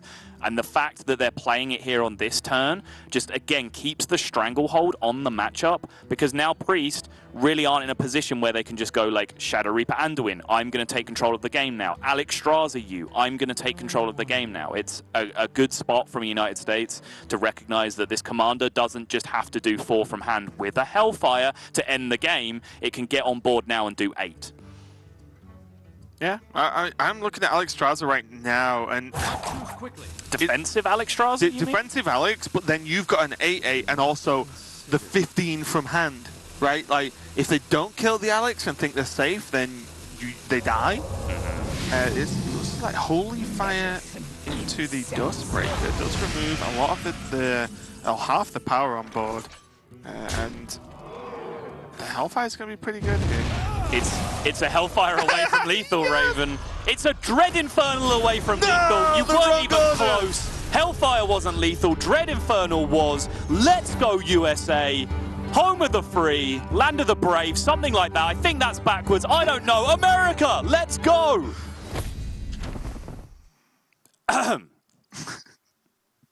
We will, hopefully, because I'll have a word with production later, have what that looked like. No, really? Yeah. No one knew. We will have what that looked like from the desk point of view and not the in-game point of view, fingers crossed. I know they have the footage. But yes, America did get the win. It was all down to the Hellfire, like I called it turns ago.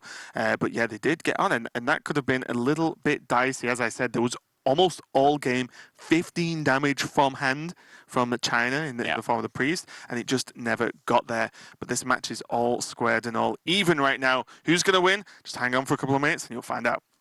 It's China versus America, all even at 2-2. That means we have one more game left to go, and Muzzy is going to be playing again. As that is how the format works. There's 4 players on a team, but potentially 5 games to play out. And also taking a bit of an update on one of the matches we have off stream, Austria and Romania, 2-2 now. So Romania got off to a 1-0 lead, I believe, a little bit earlier on, but that's also a 2-2 match and even up. And I think we've been seeing this quite a lot, actually. A lot of 5-game series going on.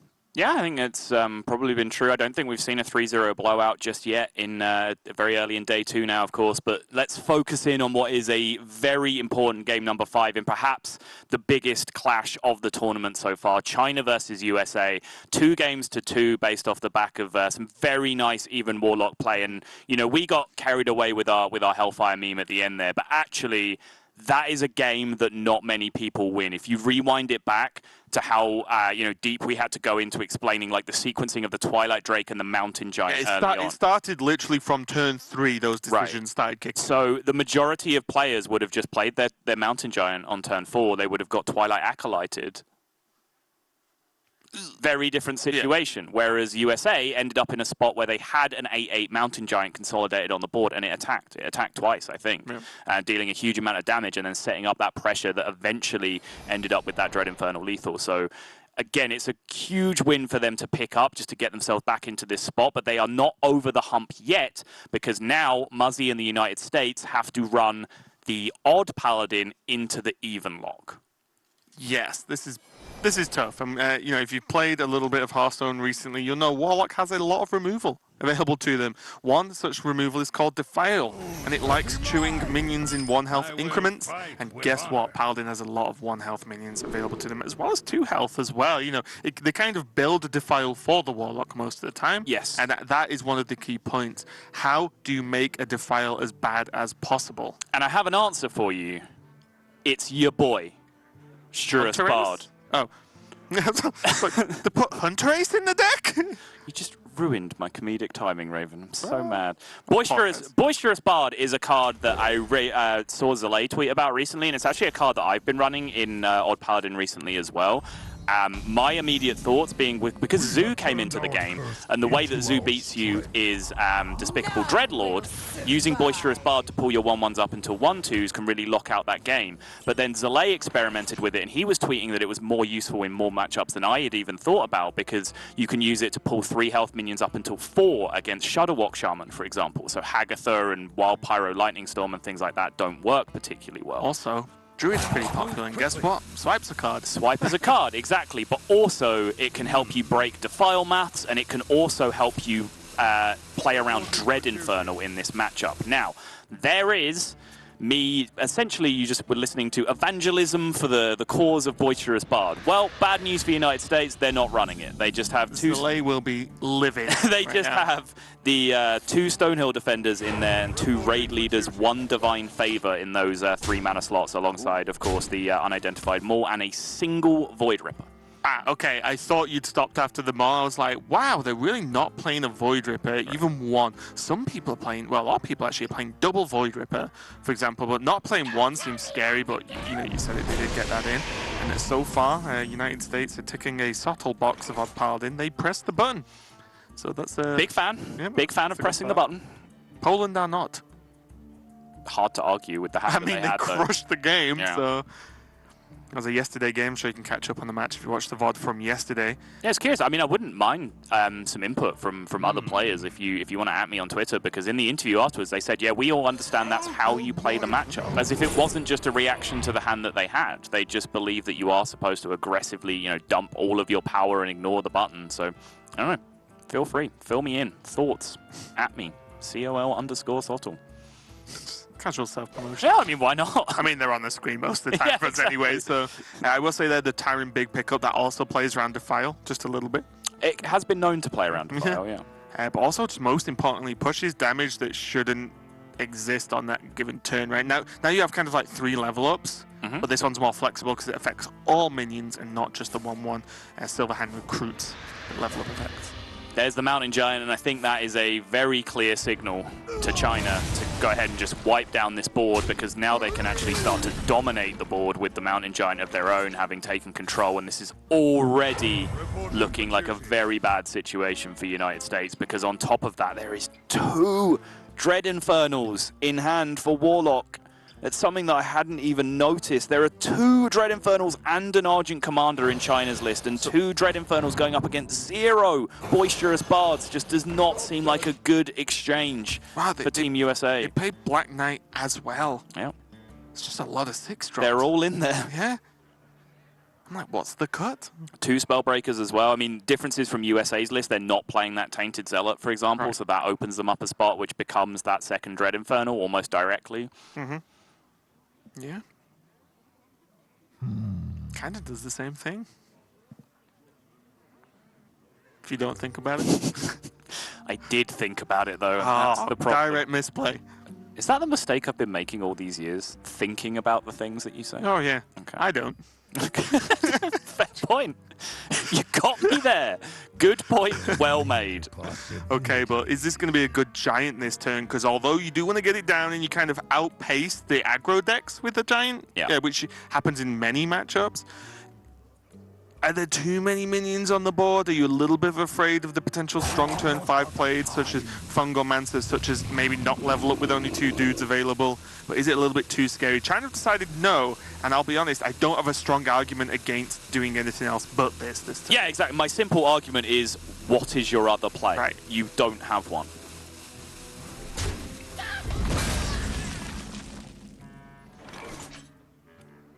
You see Muzzy's reaction to that level up draw, leans back in his chair because now he realizes that this sequencing of threats over the next few turns is potentially make or break in terms of who comes out with the victory in this series. Because now level up, Sunkeeper Tarim, Raid Leader, Corridor Creeper, this is probably all the push that he gets unless he picks up Vine Cleaver off the top in the next couple of turns. I wonder if you go for the level up with the Corridor Creeper behind it. It does feel weak as just it creates 2/3/3 taunts on the board. They do effectively, they can attack, so that's 6 damage, 7 with the 1/2. The Corridor Creeper survives the Hellfire AoE, and then if Hellfire is used and then the Giant trades into the Corridor Creeper, well then the Giant's only on 3 itself, which is a much more manageable Hellfire to just kill off and not take any damage to face. The conventional wisdom that would argue with you there is that using level up before Sunkeeper Tarim is sometimes wasting one of your buffs. Because of course you can Sunkeeper Tarim and then level up on top of that, and you're gaining value from both buffs. You can't do it the other way around. Right. So I can definitely see some of the merit in trying to just stretch the game out just that little bit longer so that you can get full value out of both. I agree. There's definitely times when you never expect the board to live, which then negates the separating the buffs, right? Yeah. But if you can level up on top of a Tarim turn, yeah, your opponent's dead. Like that's the game. So it's a very powerful combo. The Dread Infernals, Raven. What? It wasn't my fault. I'm not playing. I'm just watching. Okay, next question. Yes. Doesn't matter. There's a stupid question. Okay. Well, I'm wondering how much of a threat, less so now mainly because the Righteous Protector is just an amazing card at just saying, you want to make some good attacks this turn? No. Oh, I didn't play, okay. Dread Inferno number 2, you grind. Sad, yeah. Hold me. No. Good answer. But I was wondering if there's ever a world where you're okay tariming away the threat effectively and reducing that Dread Infernal down. Because if there is a board clear, and not necessarily just Dread Infernal, then you're up against a 6/6, which you can't do much about. I guess the best answer is, though, you can always time the turn after and just you've took one swing. It's not the end of the world on 29 health right now. If this is wiped, it also does open up. So many possibilities. Oh, it's a little bit short, right? I was looking at whether you can Righteous Protector, Creeper, and Fungomancer next turn. No. But it's not quite there. 2 mana off, I believe. Yeah.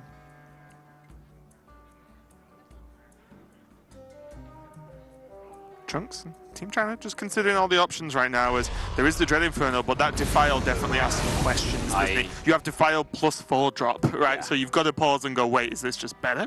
I considered all the options on United States' turn, and the answer was Dread Infernal. But yes, the Defile got drawn, and yes, that does, of course, change the plan. This is something that we were trying to hammer into Falcone's head the other night where we were playing Hearthstone, where, like, we were playing some Mimi, Law, Orcacho, Togwaggle, Druid, don't worry about it. And Don't think too hard about that. Yeah, one. we'd be talking through a play, and Falk was piloting, and be like, okay, it's probably your play, like Ferocious Howl and then Swipe or whatever, and then he'd cast the Ferocious Howl and just not even look at the card he drew and just play the. Oh, I was raging so hard, but yeah, of course. He actually was as well. The Defile got drawn, which yes gives them some options in terms to play differently, but second Dread Infernal. But they're just fixes at this point, yeah, right? exactly. Like, I saw it from a mile out that it's just going to be devastating against the deck that doesn't have that extra tool to just turn 1/1s into 1/2s, because it sounds very low power level, but the difference between being able to build a board of 1/2s that don't get removed and then turn those into 3/4s or into 3/3s with Tarim is just night and day, and it's something that, you know, USA just haven't been able to do here. yeah, and Muzzy probably feels like he's building up for a final push. He's just seen 2-chain AoE effects. Yeah. And look, level up's there, Tarim's there, there's Fungomancer, Raid Leader. There's a lot of damage available, but something has to stick, you know, just for one turn to get a swing in. And we can see that if China don't want it to, it doesn't have to stick, because Defile just deletes this board. Yeah, again. Defile push 12, Twilight Drake sets up lethal for the following turn, so now Odd Paladin has to be defensive, and Odd Paladin is not a deck that does well when it has to be defensive. Hero power level up, 2 taunts. This is tough. Now the Tarim could come down as a defensive option with hero power, Corridor Creeper as a follow-up. Yep.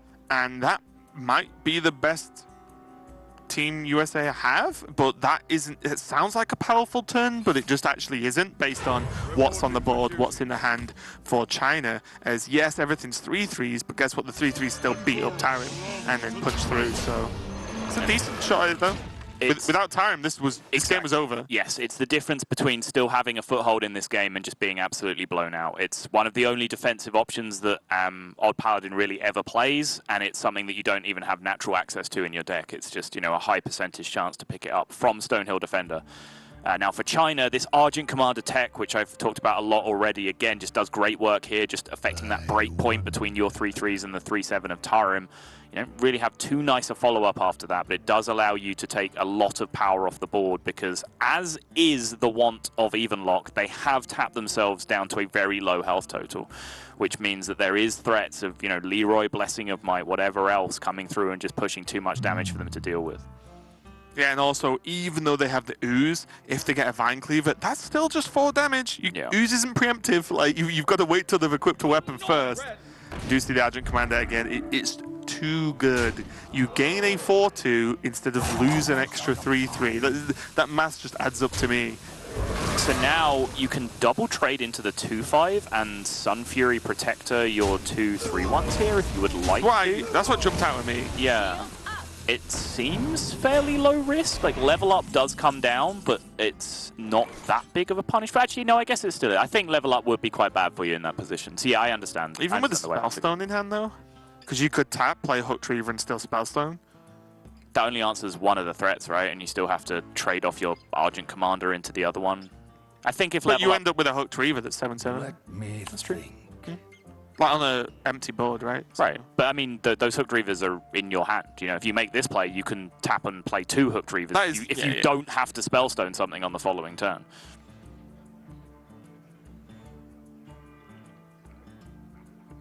United States have done wonderfully here to be able to still be in this game with a shout, though. It's a small shout. It's a very timid and distant shout, but it's a shout nonetheless. It exists. And I think Hero Power Fungomancer just seems like it has to happen right now. I don't think... If level up was not good enough earlier on, I don't think it's good enough now when you can Fungomancer.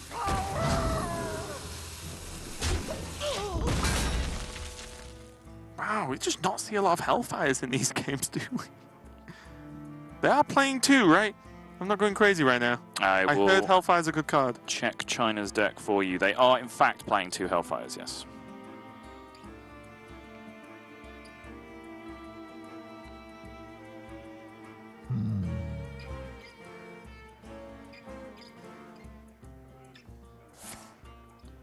Yeah, you see the Hook Reaver's turning yellow. I guess double Hook Reaver's just fine. Nothing amazing, because this is one of the few turns this game where Team China have not been able to actually deal with the board. They've almost dealt with the board every single turn this game that a board's even existed. Yep. They can't do it this time. Oh, mama. So just the Raid Leader and the Blessings of Might allow the 3/3s to trade through the 7/7s, and then Leroy and the 2/1 on board is already 8 damage, 10 damage in fact with the Raid Leader buff as well on both minions. I wonder. Is there can you do something better with level up? I don't think so, just because it makes the breakpoints awkward. You can either take level up to, they make them 6 damage minions with the Raid Leader as well, or you make them 8 damage minions with the Blessing of Might as well. Whereas Raid Leader Blessing of Might is perfect, you get 7. I'm just trying to hold on to Blessing of Might right now. So if you hero, Sure, if you hero power, sure. Yeah. level up, you hit 4 minions, right? So you trade the 2/5, you trade a 5 and a 2/1 in to kill 1 Hook Reaver. Then you have a 5/5 and 2 3/3s. And then you can maybe hold. You haven't killed the other Hook Reaver though, right? So that's a big issue for you. But the odds are that you just don't need to, because you have Leroy, Bless the Might, Bless the Might. Look at all this on the board. The Hook Reaver should die next turn. Should, in the, quotations. And I think this is the best setup. Does the Raid Leader need to be played? Is there a reason not to? If you draw Maul? If you draw Maul, it's better to have played it, yes. But by putting it on the board here, you give your opponent the opportunity to remove it with Lesser Spellstone, for example, and then it's not buffing your Leroy and your board state on the previous turn. So it's 2 damage front-loaded now. I guess if it's diverting a Spellstone away from the other minions, it's not actually quite that simple. Right? Yeah. I think this is the strongest setup. We've seen no Mauls, so even if it's taunt, it's actually just 2 damage. Is obviously plus attack, sweet, but the 2 damage extra is just nice. It's playable in a turn where you can Leroy, Blessing, Maul. It's going to be the Spellstone activation though, so suddenly this health is all the way up to 17. Silence comes down from the Spellbreaker, making that just a 2/1 with the Raid Leader buff that's not going to last that long, and suddenly this looks a little bit tricky. It's not a Maul, but it is a weapon in the form of the Vine Cleaver though. So suddenly Blessing of Might Vine Cleaver into the 2/4 opens up a path for Leroy. We can see the oozes there along with the Lich King follow-up. So extremely powerful reverse turn for China. But again, United States are doing something, right? They are making plays that keep them in the game and potentially win them the game. But we can see that there is fantastic answers in the hand for Trunks. Warriors of the frozen waste. And what's his reaction when he sees the ooze? Wish it's a Stone Cold Killer, isn't he? Just like, well, I know it's in the deck. He held the card for most of, I think, literally all of the game. AMS as well. Absolutely huge. And just facing down lethal on board, unless they Leroy the Lich King. If they kill Lich King, it's unlikely they kill the rest of the board, and then Anti-Magic Shell along with the Sun Fury Protector. Even if they don't lethal them, it's just like, wait, now you cannot win.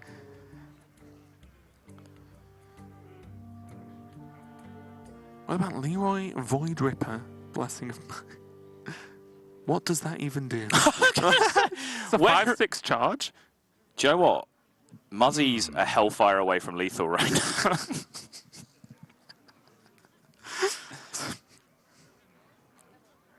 At all times, somewhere in the world, someone is a hellfire away from lethal. It's just the only play that keeps them alive. It's essentially a concession. Like, picking up Leroy and putting it on the board is about the same thing as reaching over to the bottom right and clicking concede. But it theoretically keeps you alive. Reporting for duty. Now these Whelplings are going to get awfully scary this next turn if Anti-Magic Shell is played, and I don't see why not. Shroom Brewer into Sun Fury Protector, Anti-Magic Shell. That is a board that right now, and even if they had maybe the whole deck available to them, they still cannot beat. Yeah.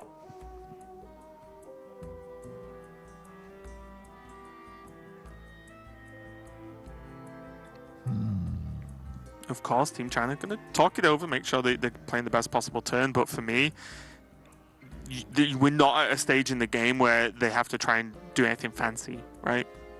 Play the heal, because guess what? Heal versus an aggro deck is pretty sweet. Play the 2 mana that you'll have spare, taunt the minions, make the minions massive and untargetable. Looks like the United States are not going to win this one. So. It does, and yeah, as you said, it's just by the numbers. Hearthstone at this point, their work was done. And in our first titanic clash of 2 of the Hearthstone mega powers, it is China that comes out on top, much to my disappointment. The red-blooded American that I am. What? It's true. The least American person. But still, I do want to say that I still think USA showed their pedigree in that series. There was some fantastic play. Maybe my one question mark is I still would love to go back and take a longer look at that turn where they had to deal with the 2 hooked reavers. Right. And which play left them in a better position, because my instincts strongly suggest that the Raid Leader Blessing of Might play was stronger, because it left them in a position where they didn't have a board state challenging them. And then with the extra 1/1s that they get from their hero powers, like the level up with the Leroy can end the game on the next turn potentially with all the AoE that was used. But they certainly would have had a plan. You gave a great, description of the merits of the play that they took as well, leaving, of course, the Leroy Blessing of Might combination available to them for straight burst damage. But yeah, it was a really, really down to the wire series. China, some of the best players in the world. USA, of course, we all know and love the players on that team.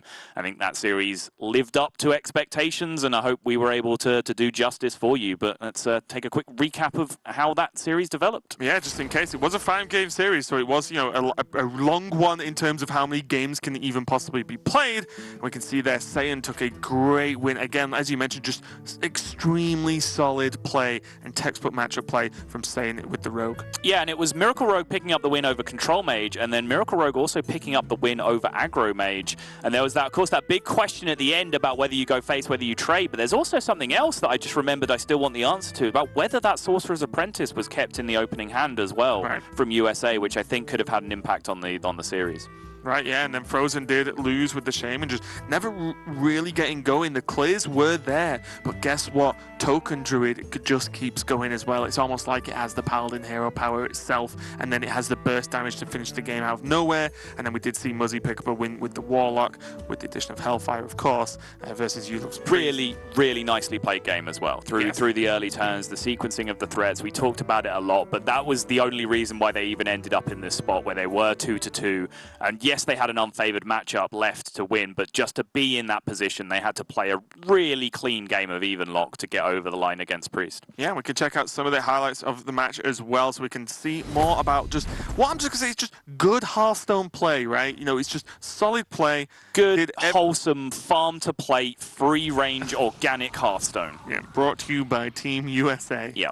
And there was it. We did see certain moments, like that was huge. That one polymorph was in hand and Omega Zero Dragon Fury'd, and he hit just the one polymorph that was left to keep this questing alive and kicking, which did lead to the lethal finish there in game number 1. Yeah, and then the reverse happened, and we came in this crazy scenario where the early game threats were answered. Rogue pretty much had the board for the majority of the game. Terrence and USA were having to allocate burn to remove minions from the Rogue, and then still had a debatable position at the end of the game where they had a way to set up lethal for themselves, chose to trade again. Would have died in either scenario, it's worth saying, but it was a crazy ending to that game. Yeah, it was really nutty, and then the Druid just showing how sticky it can be. Look at this clear. When you don't need to double Lightning Storm as the Shaman to clear a Soul of the Forest board, you're in a great spot. But even then, the Violet Teacher later on into the second Violet Teacher. Here we go. This is the exact turn. Well, that was good. This is the exact turn that effectively won the game for China, because Frozen had used all the AoE by then. I believe there was one Volcano left, but as you can see, Hagatha already down, and it just wasn't enough.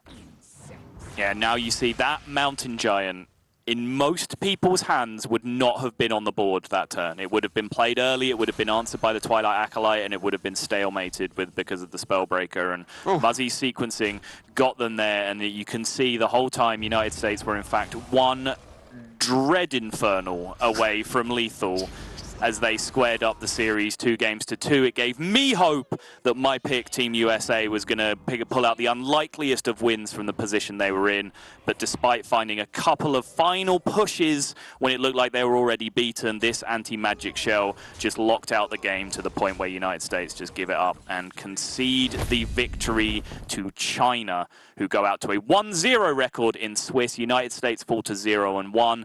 As I mentioned when you asked me about how much this affected my confidence, it's still a long road ahead. United States very capable of picking up 4 wins from here, but if they now get matched up against Norway next week in the 0-1 bracket, then it gets messy for those teams, for the fans at home, and for the caster prediction. Yep, you and Lorinda. Yeah. It's going to get a little bit dicey, whereas my second pick is going to be playing a little bit later on in the form of Canada, but that's going to be it for us for the first match. We hope you enjoyed it, because we definitely did. But we've got next match coming up very soon, so don't go anywhere, and we'll be right back.